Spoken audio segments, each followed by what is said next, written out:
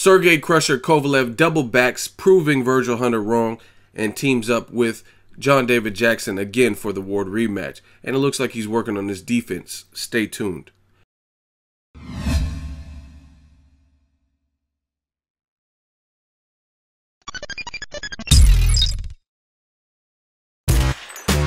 Boxingego here. If you like this video, make sure you hit the like button and also subscribe to the channel and hit the bell icon on the top of your screen to get notified when the latest new content drops. 1.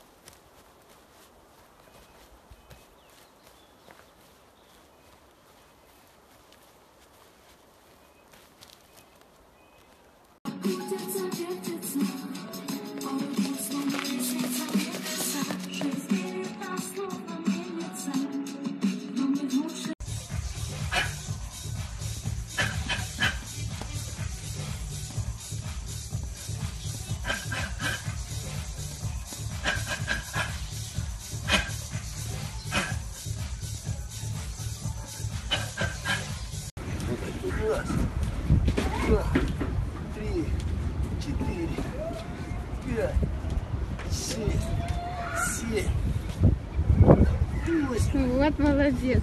9, 10. Молодец. Да.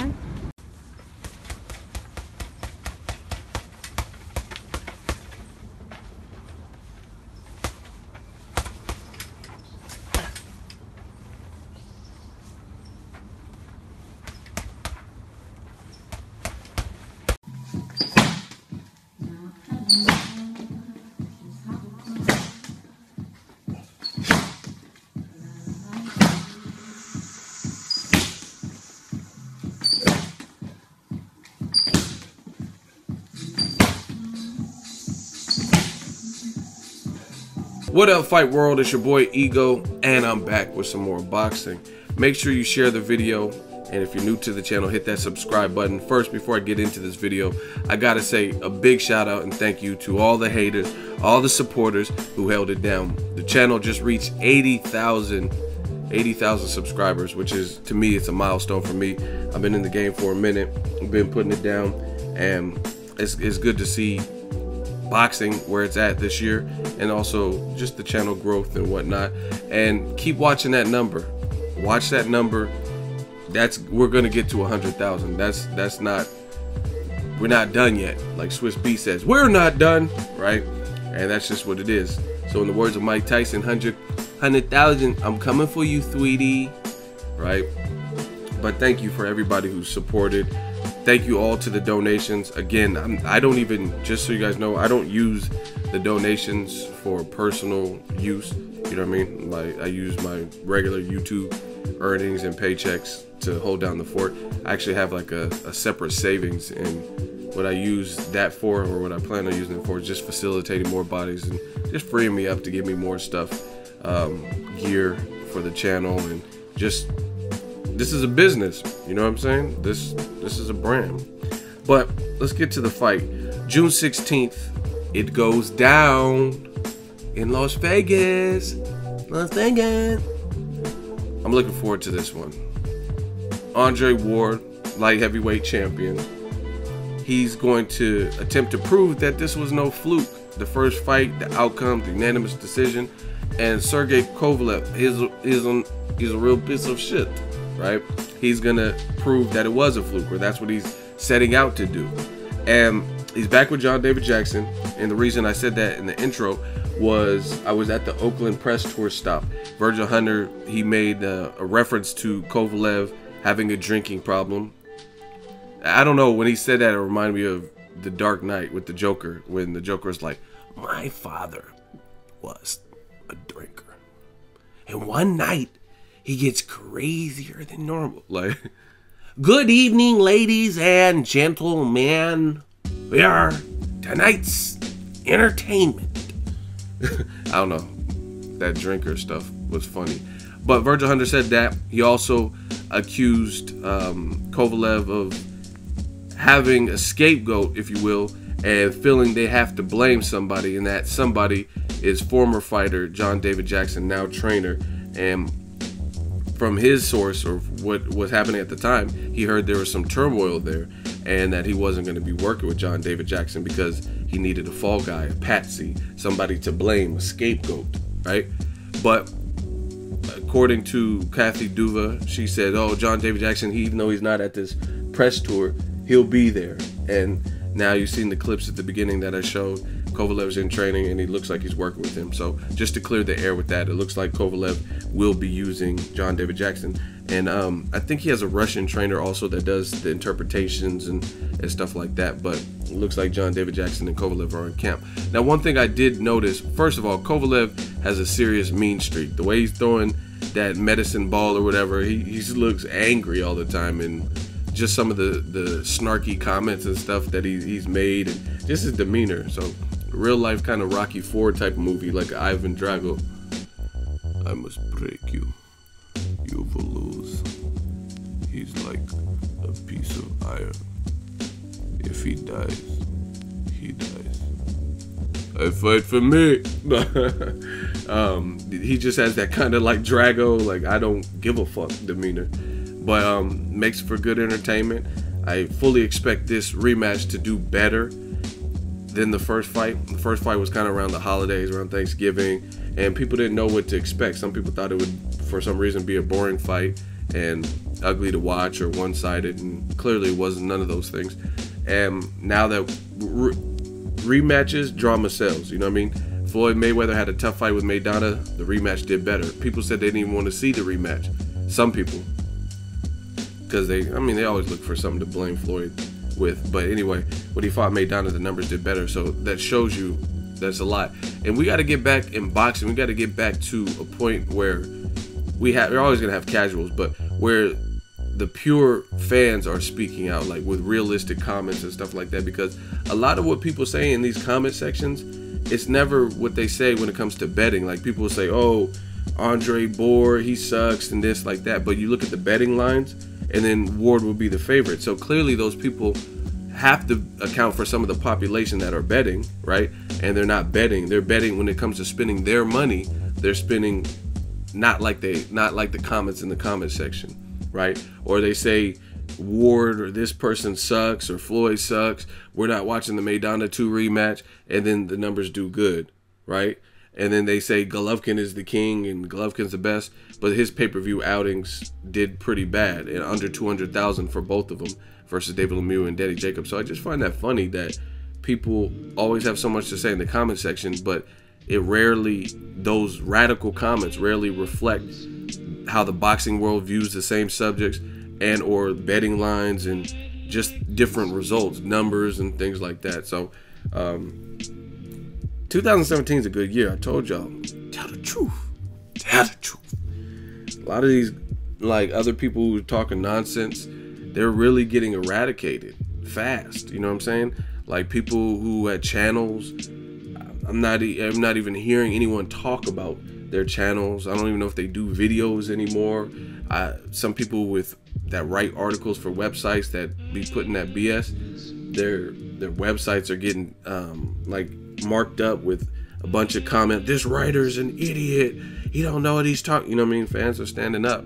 So I'm glad to see it, man, because you got to be realistic in this boxing game. But before I get too far off track, Ward Kovalev 2, great fight.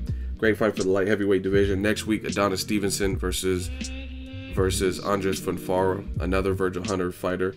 Obviously, if Fonfara beats him in the rematch, then we won't see Ward versus Fonfara. They're stable mates and now friends and stuff. So that's not going to happen if Ward wins. If Kovalev wins, then we might be able to see something like that, Kovalev versus Fonfara. But if Ward wins and Fonfara were to win in the rematch, then that's out of the question. You know what I mean? It's like Berto fighting Amir Khan. It just wouldn't happen, no matter if it's a good fight or not, right? Stable mates. You know what I mean? Brandon Rios, when he was with Robert Garcia and Maidana, that would have been a great fight, but they were with the same, you know what I mean, person. So it's boxing, it happens.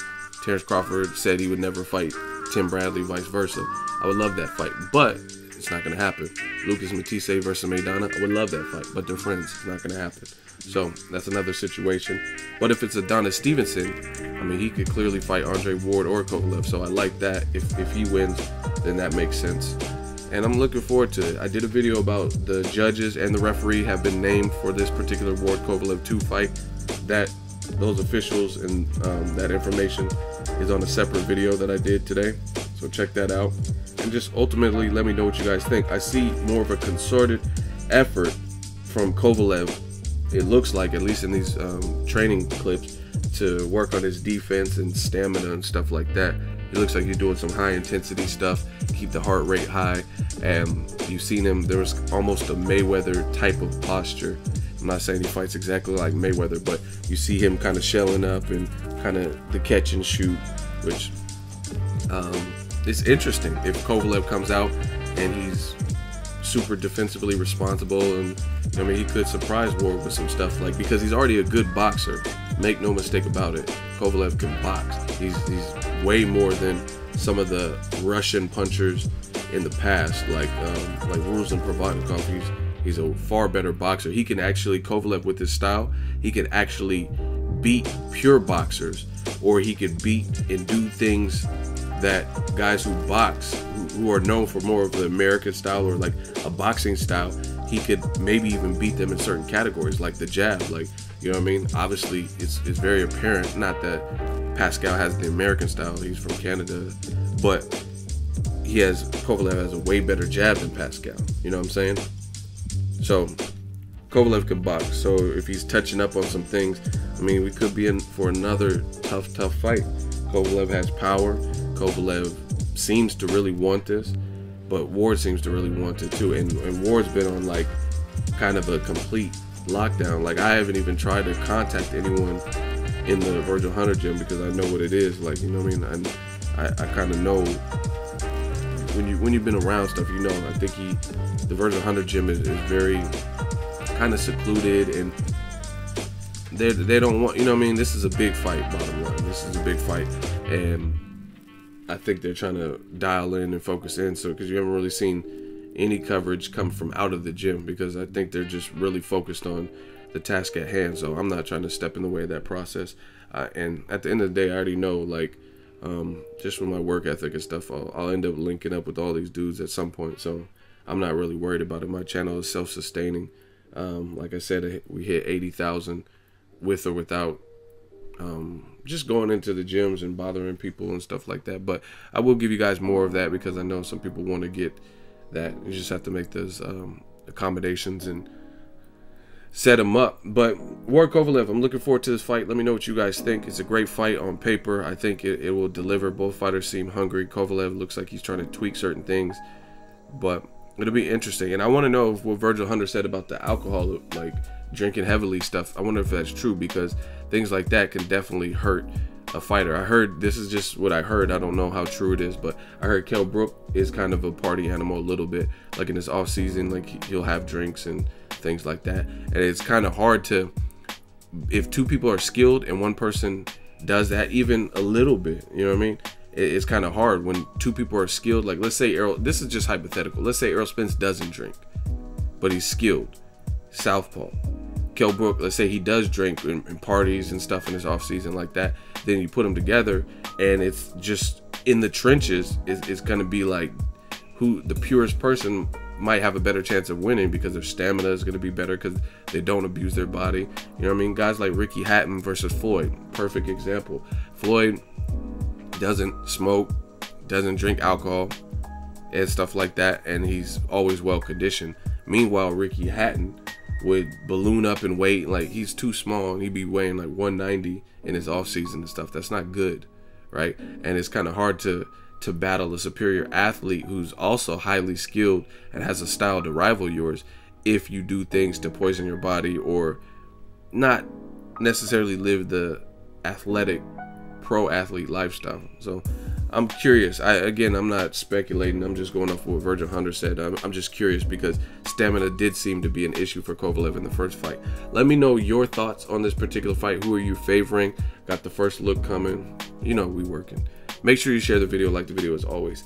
Hate, comment, and subscribe. Till next video is Ego signing off. So if you enjoyed this video and want more content like this on the channel, you can show your appreciation by going to the PayPal donate button or the YouTube support button, and you can donate any amount that you feel is equivalent to the value of this video. Much more to come. Thank you guys for your support. Boxingego, the future of boxing.